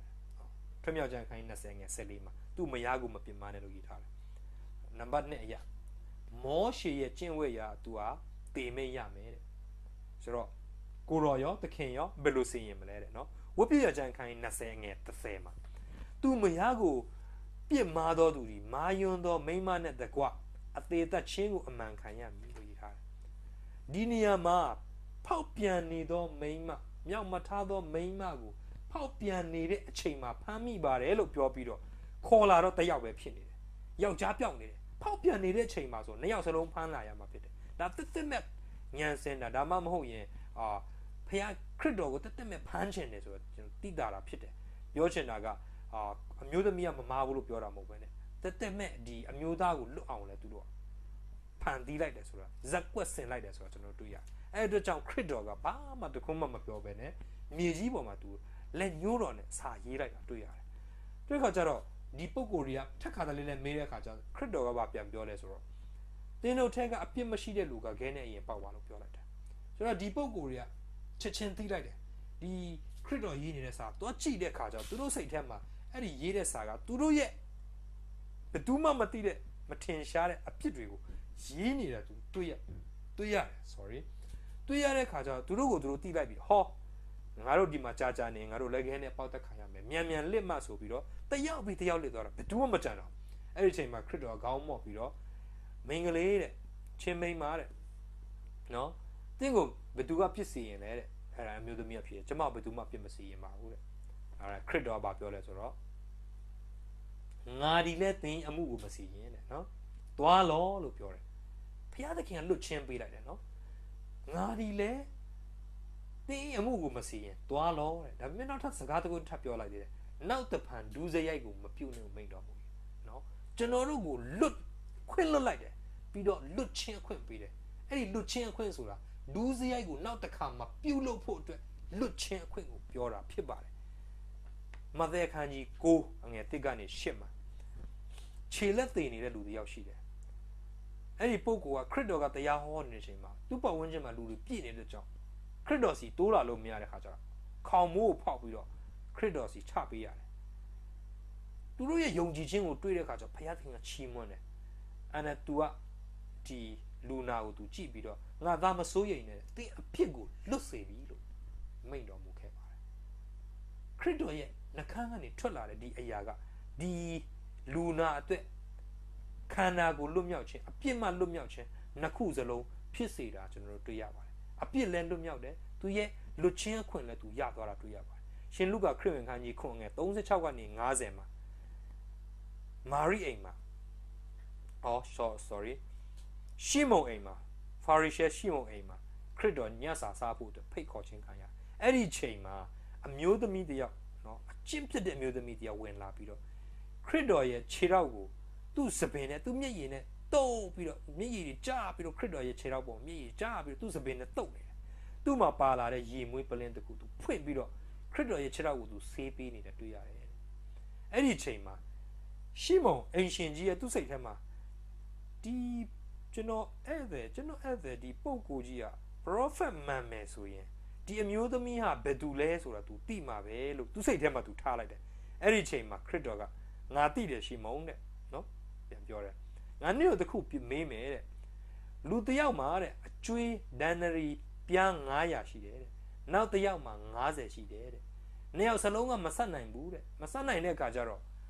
အကျွေးရှင်ကနှစ်ယောက်စလုံးကိုခွင့်လွှတ်လိုက်တယ်တဲ့ဒီအကျွေးရှင်ကိုတဲ့အကျွေးရှိတဲ့လူနှစ်ယောက်ဘယ်သူကပူချစ်မလဲမေးလိုက်တဲ့အခါကျတော့ရှီမုန်ကဘယ်လိုဖြေလဲဆိုအကျွေးများတဲ့လူကပူချစ်မှာပေါ့တဲ့သင်မှန်တယ်ရှီမုန်တဲ့သူဒီတဲ့အပြစ်များများခွင့်လွှတ်ရပြီဖြစ်တဲ့အတွက်ကြောင့်လေသူကပူချစ်တာဖြစ်တယ်တဲ့နေအိမ်ကိုငါရောက်တယ်တဲ့ငါရောက်ကြတဲ့နေငါခြေဆေးဖို့တောင်ဘာမှမပေးဘူးတဲ့နေငါ့ကိုခေါင်းကနေစီမလိမ့်ပေးဘူးတဲ့ဒီအမျိုးသမီးငါဒီရောက်ကြတဲ့သူ့မျက်ရည်နဲ့ငါခြေထောက်ကိုဆေးပေးတာတဲ့ငါခြေထောက်မှာသူအမွေးနန့်တာလိမ့်ပေးတယ်တဲ့နော်သင်ကငါ့ကိုဘာမှမလုပ်ပေးဘူးတဲ့တင်ဒီတဲ့အဲ့ဒီအမျိုးသမီးကိုသူပြောလိုက်တယ်တင်ဒီတဲ့အပြစ်တို့နဲ့လွတ်လေပြီလို့အမျိုးသမီးကိုသူပြောလိုက်ပါတယ်အဲ့ဒီအချိန်မှာအမျိုးသမီးကအင်မတန်ဝမ်းသာပြီးတော့ပြန်သွားတာဆိုတော့ကျွန်တော်တွေ့ရတယ်ဆိုတော့ကျွန်တော်တို့ဒီအရာကိုကြည့်တယ်ဆိုရင်ခရစ်တော်ကလူတွေရဲ့အပြစ်ကိုခွင့်လွှတ်ခြင်းတယ်ခွင့်လွှတ်တဲ့နေရာမှာအင်မတန်မှပျော်တယ်ဆိုတာကျွန်တော်တို့တွေ့ရတယ်နော်အပြစ်ရှိတဲ့လူတွေနဲ့သူပေါင်းဖော်တယ်အဲ့ဒီလူတွေရဲ့အပြစ်ကိုသူခွင့်လွှတ်တယ်ဆိုတော့ကျွန်တော်တွေ့ရတယ်အသက်ကိုပေးခြင်းခရစ်တော်ကကျွန်တော်တို့ကိုထာဝရအသက်ကိုလည်းပေးတယ်ဒါမှဒါတင်မကောက်ဒီလောကမှာရှိတဲ့ကျွန်တော်တို့အသက်မှာပြည့်စုံဖို့ပေးတယ်လို့ယောဟန်ခိုင်း30ထဲမှာရေးထားတယ်တခိုးဒီခိုးခြင်းတတ်ခြင်းဖြစ်ခြင်းကလာတတ်၏တဲ့ငါမူကားတို့တို့ဒီအသက်လွတ်ယုံများမှာကအထူးသဖြင့်အသက်နဲ့ပြည့်စုံစေခြင်းကလာတတ်၏တဲ့ခရစ်တော်ကကျွန်တော်တို့ကိုဟိုကောင်းကင်ဘုံထာဝရအသက်ရယုံမကောက်ဒီလောကကြီးထဲမှာဟိုပျော်ရွှင်ချမ်းမြေ့တဲ့ဘဝလေးနဲ့နေရအောင်လာခြင်းဖြစ်တယ်ဆိုကျွန်တော်တို့ပြောခြင်းဖြစ်တယ်ကျွန်တော်တို့အပြစ်ကြောင့်ကျွန်တော်တို့ကတည်ထိုက်တဲ့လူတွေဖြစ်တယ်ဒါပေမဲ့ခရစ်တော်ကလက်ဝါးကားတိုင်းပေါ်မှာကျွန်တော်တို့ကိုယ်စားအစားထိုးခံလိုက်တယ်အစားထိုးခံလိုက်တဲ့အတွက်ကြောင့်ကျွန်တော်တို့တည်ခြင်းတရားရဲ့အဖို့အခမဲ့သူကဆက်ပေးတဲ့အတွက်ကြောင့်ကျွန်တော်တို့ကဆက်စရာမလိုတော့ဘူးဒီယာတွေခရစ်တော်ယူတင်ဝတ်ဆောင်လိုက်တဲ့အတွက်ကြောင့်ကျွန်တော်တို့အနေနဲ့ဒီအပြစ်သားများဖြစ်လင့်ကစားအပြစ်မဲ့တဲ့လူမျိုးလို့လူတယောက်လို့ကျွန်တော်တို့နေခွင့်ရှိတယ်ရှိတဲ့အပြင်ဘုရားသခင်ရဲ့ကောင်းကြီးကိုကျွန်တော်တို့ခံစားရသေးတယ်ခုနပြောတဲ့ဂယုဏဘုရားသခင်ကျွန်တော်ခံထိုက်တဲ့ဒဏ်ကိုမခံရတော့ဘဲနဲ့ဂယုဏခံစားရတဲ့ကြောင့်အဲ့ဒီဒဏ်ကလွတ်တယ်လွတ်ယုံမကကျေးဇူးတော်ကိုခံစားရတဲ့ကြောင့်ကျွန်တော်ဒီမြေကြီးပေါ်မှာကောင်းစားရတော့ခွင့်ဘုရားသခင်ကပေးတာဖြစ်တယ်16ရောက်မြောက်တော့အာဗြဟံအမေရိကန်သမ္မတအာဗြဟံလင်ကွန်းကပြောလဲဆိုတော့ကောင်းကင်ဘုံမှာရှိရင်တောင်မှတဲ့ယေရှုကိုယခုဘဝမှာပိုင်ဆိုင်ရတာငါမြတ်ပြီလို့သူပြောတာဖြစ်ပါတယ်ကျွန်တော်အရေးကြီးပါတယ်ကျွန်တော်တို့တက်တာမှာခရစ်တော်ကိုရရှိမယ်ဆိုရင်အရာအလုံးမရနိုင်ရင်တောင်မှခရစ်တော်ကိုရမယ်ဆိုရင်ကျွန်တော်တို့မြင့်နေပါပြီသခင်ယေရှုပေးတဲ့အသက်နဲ့အသက်မုံနဲ့အသက်ရည်ကြောင့်ကျွန်တော်လည်းနည်းငယ်ရှင်းပြချင်ပါတယ်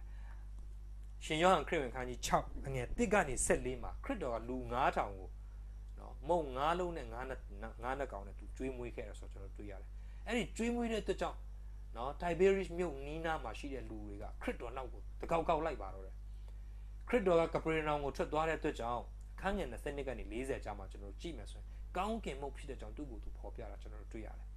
ခရစ်တော်ကဒီပုံကိုယ်တွေတွေ့တဲ့ခါကျအငယ်20ခွန်မှာမုံကိုစားရိတ်ဝတော့ကြောင့်ဒါကျင်းတို့ရှာကြ၏လို့ရေးထားတာတွေ့ရတယ်ဒီပုံကိုယ်တွေကမုံစားရတယ်ဆိုပြီးတော့နော်လူ9000ကျွေးရတယ်မုံကိုစားရတဲ့ကြောင့်သူလိုက်လာတယ်တကယ်တမ်းကျတော့ခရစ်တော်ကနင်တို့စားရတဲ့မုံကဘာမှမဟုတ်ပါဘူးကောင်းကင်ကနေဆင်းလာတဲ့အသက်မုံကိုသင်တို့စားတင်တယ်လို့ပြောတယ် အငယ်40ခွန်မှာတင်းတို့ဘိုးဘေးများသည်တော၌မာနကိုစားလျက်တေရကြ၏ကောင်းကင်မှဆင်းသက်သောမုတ်ကိုစားသောသူသည်တေချင်းနဲ့ကင်းလို့၏လို့ရေးထားပါတယ်ဘိုးဘေးတွေကမာနမုတ်ကိုစားတယ်တဲ့ဒါပေမဲ့သူတို့တေကြတယ်အိုပြီးတော့တေကြတာပြောတာဖြစ်ပါတယ်နော်မာနမုတ်စားတယ်ဆိုတာအရင်တော့က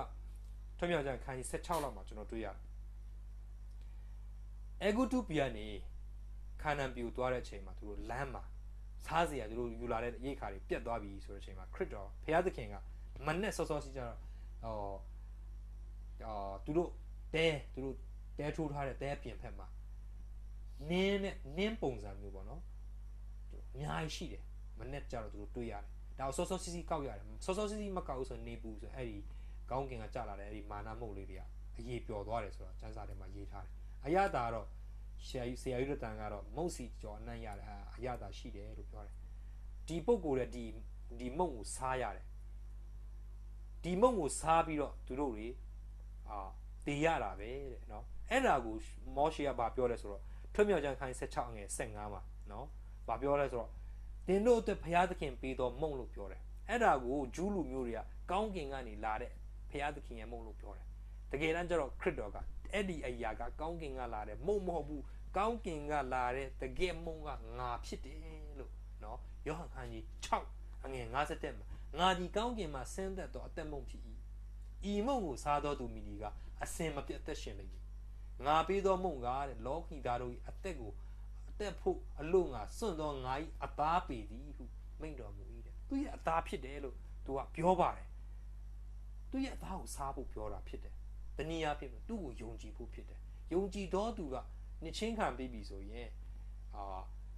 ပွဲတော်ဝင်ရပါတယ်ပွဲတော်ဝင်တဲ့အချိန်မှာကျွန်တော်အသားကိုပုံဆောင်ပြီးအသားလည်းစားရပါတယ်အဲ့ဒီအရာထက်ပိုလေးနဲ့တဲ့အရာနှလုံးသားထဲကနေဘုရားသခင်ကိုယူတင်ဝတ်ဆောင်ပြီးတော့ယုံကြည်ခြင်းကိုပြောခြင်းဖြစ်ပါတယ်ဒုတိယအဆင့်မှာဆိုရင်ယောဟန်ခန်းကြီး4မှာတွေ့ရပါတယ်ခရစ်တော်နဲ့သူ့အဖွဲ့တွေကဗတ္တိဇံကိုပေးတယ်ခရစ်တော်ကိုယ်တိုင်တော့မပေးဘူးတပည့်တော်တွေကပေးတယ်ယောဟန်အဖွဲ့ကပေးတာထက်တောင်ဒါကြီးများပြားတဲ့လူတွေလာကြတယ်လို့ပြောပါတယ်အဲ့ဒီကနေယူဒပြည်ကနေဂါလိလဲပြည်ကိုခရစ်တော်သွားတယ်များသောအားဖြင့်ယူဒလူမျိုးတွေကအဲ့ဒီယူဒကနေဂါလိလဲပြည်ကိုသွားပြီးဆိုအလယ်မှာဖျက်ရတဲ့ပြည်တစ်ပြည်ရှိတယ်အဲ့ဒါရှမာရိပြည်လို့ခေါ်တယ်အဲ့ရှမာရိပြည်ကိုသူတို့မသွားခြင်းဘူးအကြောင်းရင်းရှိတယ်ရှမာရိလူမျိုးတွေကတကယ်ဆိုရင်အဆီးရီးယားဘုရင်ကြီးကဣသရေလနိုင်ငံယူဒနိုင်ငံမြောက်နဲ့တောင်နဲ့မြောက်ကွဲတဲ့အချိန်မှာတိမ့်ပိုက်ပြီးတဲ့နောက်ပိုင်းမှာ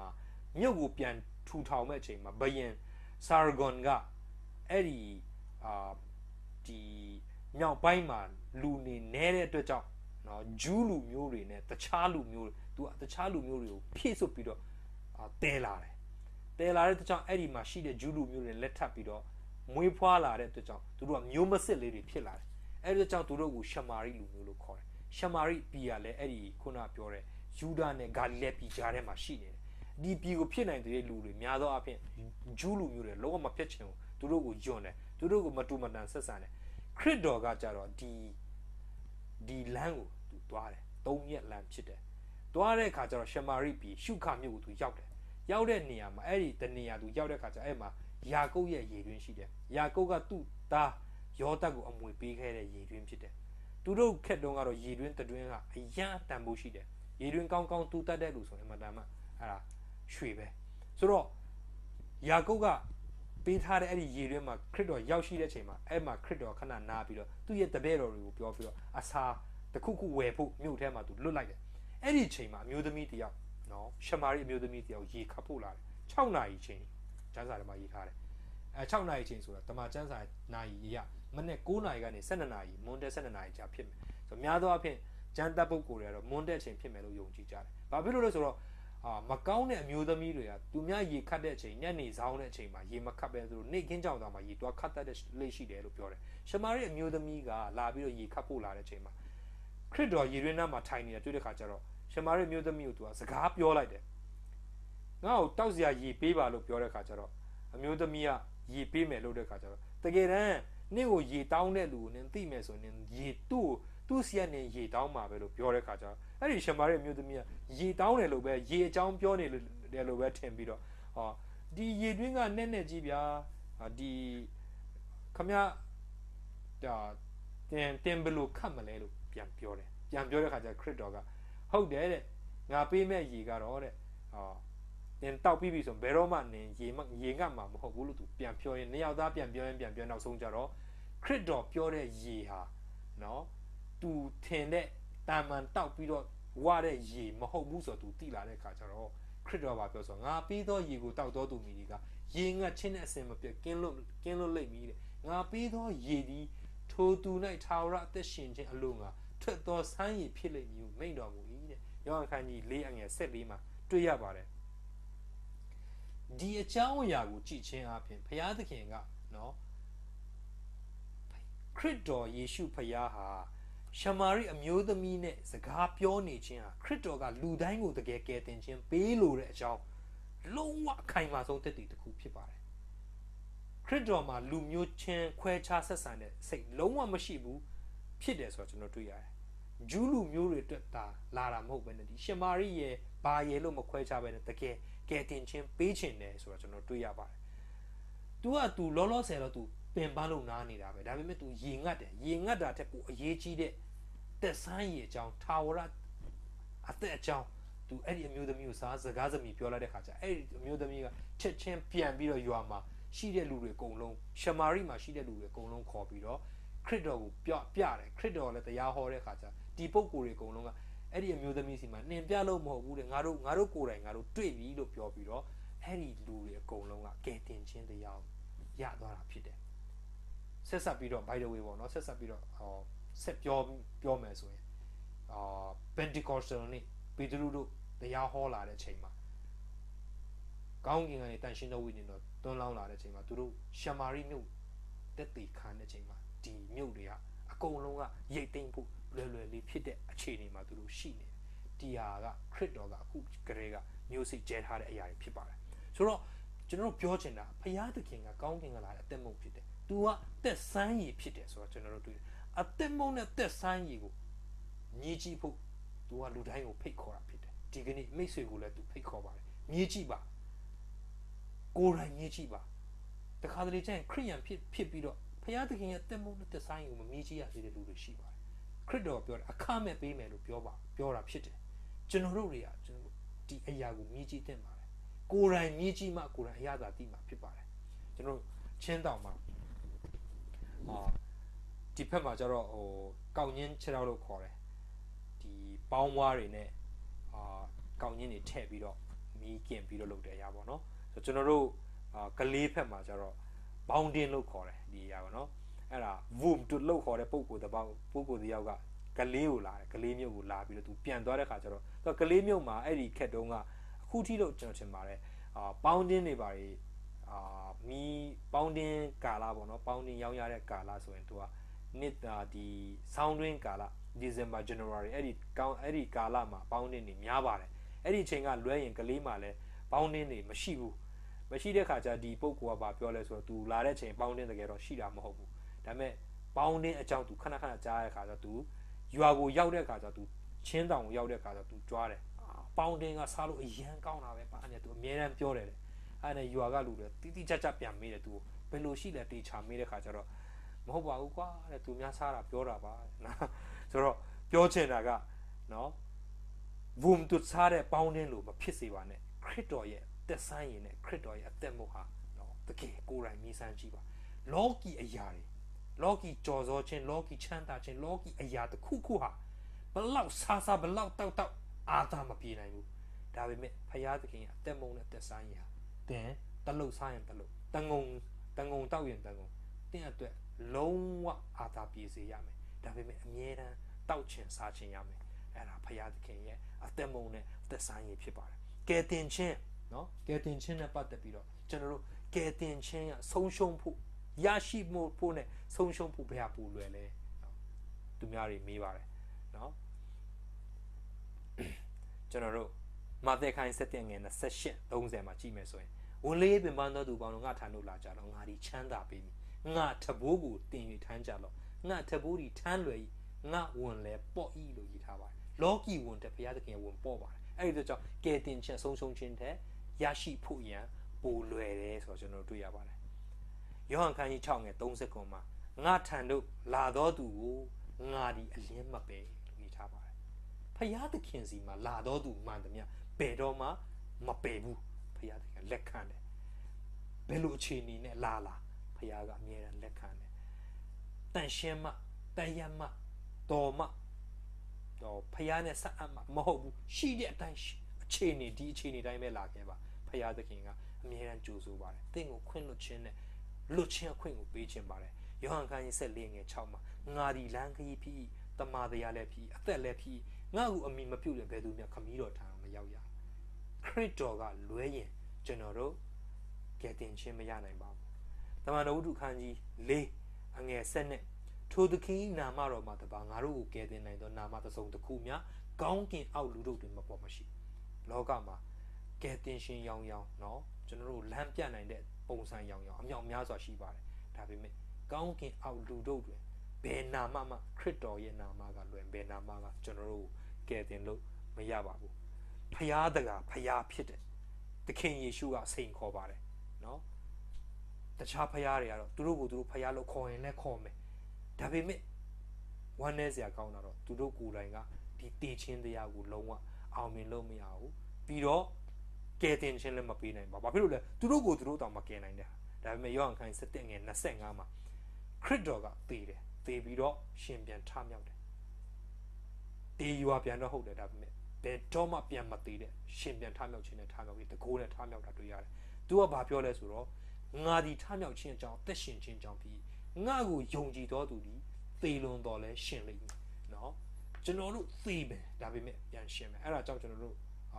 သတင်းစာတွေမှာတွေ့ရတယ်ခရစ်တော်နဲ့အိပ်ပျော်ခြင်းဆိုတဲ့အရာเนาะခရစ်တော်ဒုတိယအကြိမ်ပြန်ကြွလာမယ်ပြန်ကြွလာပြီးတဲ့နောက်ပိုင်းမှာခရစ်တော်ကိုယုံကြည်တော်သူမှန်သမျှဟာပြန်ပြီးတော့ခရစ်တော်နဲ့ရှင်ပြန်ထားရောက်မြောက်ရမှာဖြစ်တယ်ကယ်တင်ခြင်းရရန်เนาะဘယ်နှစ်ရက်ဆောင်ရမလဲလုကာခန်းကြီး23ငယ်43မှာခရစ်တော်ရဲ့လက်ဝါးကတိုင်းတစ်ဖက်မှာရှိတဲ့ပုဂ္ဂိုလ်တယောက်ကခရစ်တော်ကိုကဲရတယ်နော်နင်ကသခင်နဲ့နင်သခင်ဆိုနင့်ကိုနင်ကဲတင်ပါလားငါတို့ကိုကဲတင်လေလို့ခန့်နေလိုက်တဲ့ခါကျတော့ဘေးကတစ်ဖက်ကဟဲ့အောင်နဲ့အဲ့လိုမပြောနဲ့နင်နဲ့ငါဆိုတာကိုအပြစ်ကြောင့်ကိုခံရတာဆိုပြီးတော့သူပြောတယ်သူကသူ့အပြစ်ကြောင့်မဟုတ်ဘူးလို့သူပြောတယ်ပြီးတော့သူသခင်ဖက်လှည့်ပြီးတော့သခင်တဲ့ကိုရောကောင်းကင်နိုင်ငံတည်တဲ့အချိန်မှာကျွန်တော်ကိုမမေ့ပါနဲ့နော်လို့ပြောလိုက်တယ်နော်ဒီစကားတခွန်းခေါင်းတစ်ချက်လေးလဲတဲ့အတွက်ကြောင့်ခရစ်တော်ကပြောဆိုယနေ့ငါမှန်ဆိုတယ်တဲ့သင်နဲ့ငါတင်းနဲ့အတူတဲ့ပါစတိသူ့ဘုံနိုင်ရှိလိမ့်မယ်လို့ပြောတယ်ခရစ်တော်ကအဲ့ဒီနေ့မှာသူ့ကိုဂတိပေးလိုက်တယ်ဆိုတော့ကျွန်တော်တို့တွေ့ရတယ်ဆိုတော့သူကယ်တင်ခြင်းရဖို့ဘယ်နှမိနစ်များဆောင်လိုက်ရအခုပဲပြောပြီးတော့အခုပဲ guarantee เนาะအာမခံရသွားတယ်ကယ်တင်ခြင်းပေးတဲ့ကယ်တင်ရှင်ကိုယ်တိုင်ကဂတိပေးလိုက်တာဖြစ်တယ်မိတ်ဆွေတင်ကိုယ်တိုင်လည်းအခုချိန်မှာအခုချက်ချင်းတောင်းလို့ရတဲ့ကယ်တင်ခြင်းဖြစ်ပါတယ်လုကာခန်းကြီး19ငယ်9မှာနော်ဇခဲဆိုတဲ့ပုဂ္ဂိုလ်တယောက်ရှိတယ်သူကခုံခံဖြစ်တယ်အရက်နည်းနည်းပုတယ်ခရစ်တော်လာတယ်တွေးချင်တယ်သွားပြီးတော့တဖန်းပင်ပေါ်တက်ပြီးတော့သူတင်မတဖန်းပင်ပေါ်တက်ပြီးတော့သူလမ်းကြည့်နေတယ်ခရစ်တော်သူ့ကိုလမ်းတွေ့တဲ့ခါကျတော့ဇခဲဆင်းလာပါတဲ့မှာငါတဲမယ်လို့ပြောတယ်တွေ့ရင်တကယ်တဲလာပြီးတော့လာတဲ့ခါကျတော့သူအယမ်းပျော်တယ်ပျော်လို့တဲ့ခါကျတော့သူခရစ်တော်စီသူမပြောလိုက်လဲဆိုတော့ကျွန်တော်မှာရှိတဲ့စီးစိမ်တွေချမ်းသာမှုတွေအကုန်လုံးတဝက်ကိုဆင်းရဲသားကိုပေးတယ်တဲ့ပြီးတော့ကျွန်တော်သူများစီကမတော်မတရားယူခဲ့မိရင်တဲ့ကျွန်တော်လေးစားပြန်ရောမယ်လို့ပြောတယ်နော်ဆိုတော့အခန်းငယ်30မှာအခန်းငယ်9မှာလုကာခန်းကြီး19ငယ်9မှာခရစ်တော်ကချက်ချင်းပါပြောလို့ဆိုတော့သင်ဟာတဲ့အာဗြဟံရဲ့သားဖြစ်တယ်ယနေ့ပင်ကယ်တင်တော်မူခြင်းကျေးဇူးဒီဤအိမ်ပေါ်မှာတက်ရောက်လေ၏လို့ခရစ်တော်ပြောတယ်ဇခေဘယ်နဲ့ရဆောင်လိုက်ရလဲမဆောင်လိုက်ရပါဘူးမိတ်ဆွေခရစ်တော်ကဒီနေ့ပဲသူ့အိမ်လာတယ်ဇခေကသူ့ရဲ့ဝမ်းနေခြင်းသူ့ရဲ့နောင်တရခြင်းကိုပြလိုက်တဲ့အချိန်မှာခရစ်တော်ကချက်ချင်းပဲယနေ့ကယ်တင်တော်မူခြင်းကျေးဇူးကဤအိမ်ပေါ်မှာတက်ရောက်တယ်လို့ပြောပါတယ်ခရစ်တော်ကဘာဆက်ပြောသေးလဲဆိုငယ်30မှာလူသားဒီပျောက်တော်သူတို့ကိုရှာ၍ကယ်တင်အံ့တော်ငါကြွလာတယ်လို့ပြောတယ်မိတ်ဆွေသင်ဟာပျောက်နေတဲ့လူလားနော်ကျွန်တော်တို့ကအပြစ်ရဲ့ချီနှောင်ခြင်းထဲမှာကျွန်တော်တို့ချီနှောင်ခြင်းခံရဒုစရိုက်ရဲ့ချီနှောင်ခြင်းကျွန်တော်တို့မလှုပ်ချင်တဲ့အရာရဲ့ချီနှောင်ခြင်းမကောင်းတဲ့အရာရဲ့ချီနှောင်ခြင်းခံရပါတယ်ကျွန်တော်တို့ကပျောက်နေတဲ့ပုံကိုယ်တွေဖြစ်ပါတယ် ကျွန်တော်တို့ကိုကယ်တင်ဖို့အတွက်လူသားလာတယ်လို့ပြောတယ်ကျွန်တော်တို့ကိုကယ်တင်ဖို့သူ့ဖက်ကတော့လက်ကမ်းပြီးသားဖြစ်တယ်နှစ်ကောခိုင်း6ငယ်နှစ်မှာယခုပင်ကယ်တင်ရာနေ့ရက်ကာလဖြစ်၏လို့ရေးထားပါတယ်မနေ့ဖန်ဆိုတာမတေချာတဲ့လူသားတွေအတွက်နေ့ရက်ကြီးမတေချာမရေရာဖြစ်ပါတယ်ဒါပေမဲ့အရေးကြီးတာတော့ယခုပင်ကယ်တင်ရာနေ့ကာလဖြစ်တယ်ယခုပဲကယ်တင်ရာလေးနေ့ရက်ဖြစ်တဲ့အတွက်ကြောင့်တင်ကိုယ်တိုင်ပြောင်းလဲဖို့အရေးကြီးပါတယ်ယနေ့တင်ကယ်တင်ခြင်းရဖို့ဘုရားသခင်အလိုရှိပါတယ်ဘုရားသခင်ကောင်းကြီးပေး၍တင်နဲ့တင့်မိသားစုဟာယနေ့ကယ်တင်ခြင်းဆိုတဲ့အရာကိုရရှိခံစားနိုင်ပါစေရက်ရွှေ့မနေတော့ဘဲနဲ့ယနေ့ယခုချိန်မှာယူဖို့မိတ်ဆွေရဲ့နှလုံးသားဖွင့်ပြီးတော့ခရစ်တော်တင့်ကိုချစ်တဲ့ဘုရားသခင်ရဲ့သားတော်ခရစ်တော်ကိုလက်ခံယုံကြည်လိုက်ပါကြားနာသူအရောက်စီတိုင်းကယ်တင်ခြင်းရရှိခံစားနိုင်ကြပါစေလို့ဆုတောင်းမေတ္တာပို့တာပြီးတော့ညီကုန်းချုပ်ပါတယ်ကျေးဇူးတင်ပါတယ်နောက်ပတ်သင်ခန်းစာကတော့မိတို့ကယ်တင်ခြင်းရမည်နီဆိုတဲ့အရာဖြစ်ပါတယ်ဖျားရှင်ကောင်းချီးပေးပါစေ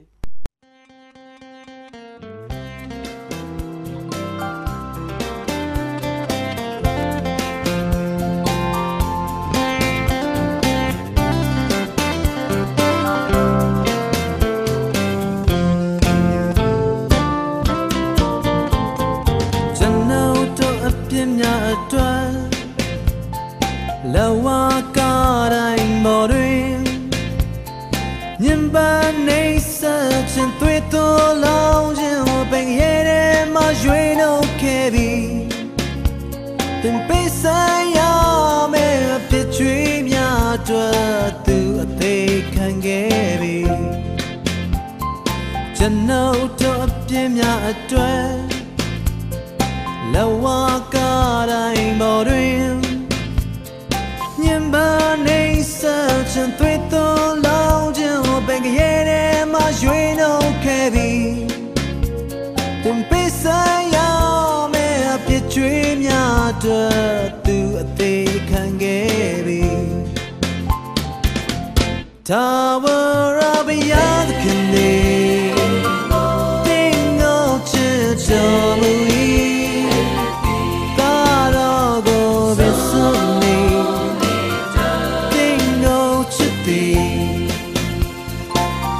Tower of yad kinde Tingo chicho mui Taro go besuni Tingo chiti